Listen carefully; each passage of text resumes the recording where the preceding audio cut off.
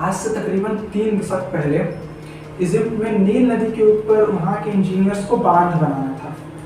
तो बांध बनाने के लिए उन्हें प्रॉपर जगह नहीं मिल रही थी, तो वहाँ एक कोई आप कह सकते हो कोई बहुत बड़ी प्रतिमा थी, उसे उन्होंने तोड़ा और उसके टूटते ही नदी का रास्ता बदल गया और वो दूसरे रास्ते की तरफ फ्लो होने लग गई और फिर उन्होंने उसके ऊपर नील नदी के ऊपर बांध बना दिया। ऐसे ही आपने पढ़ा है भागीरथी के बारे में कि वह आकाश से ऊपर से गंगा आती है, भागीरथ ने उन्हें धरती पे लाया। कैसे आई वो तो पहले हिमालय पे थी ना, तो हिमालय पे तो कई सालों से थी, फिर आगे कैसे आई? जिसे हम कहते हैं कि जटाओं में बांध लिया और उन्हें रास्ता नहीं मिल रहा था कहीं जाने का, तो वो हिमालय था जहाँ से रास्ता नहीं मिल रहा था। इसको विज्ञान के तरीके से समझिए, अध्यात्म छोड़ दीजिए आप, अध्यात्म तो आप ऐसे भी नहीं समझने वाले। हम उस इंजीनियरिंग की बात करने जा रहे हैं अब जो भागीरथी ने इतनी बड़ी गंगा नदी बना के की है। हिमालय के अंदर उसके कह सकते हो उसके ही अपने अंदर गंगा नदी कहीं ना कहीं फंसी हुई थी, जिसे भागीरथी के भी पूर्वज निकालने की कोशिश कर रहे थे, पर कई सालों तक भी सफल नहीं हुए, उनके कई पूर्वज सफल नहीं हो पाए।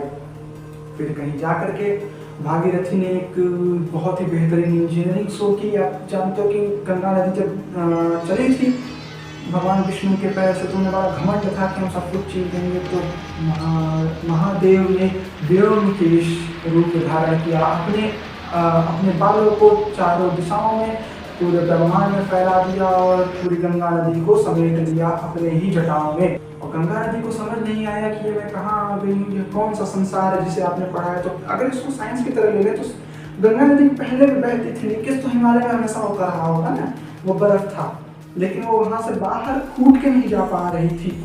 उसी को फोड़ के एक एग्जैक्ट रास्ता देने वाले मार्वलस इंजीनियर भागीरथ की बात कर रहे हैं, जिन्होंने धरती पे गंगा को लाया और वो गंगा जा करके कहाँ मिलती है? बंगाल की खाड़ी में। यहाँ पूरे 4-5 राज्यों से होते हुए गुजर के जाती है हमारी माता गंगा।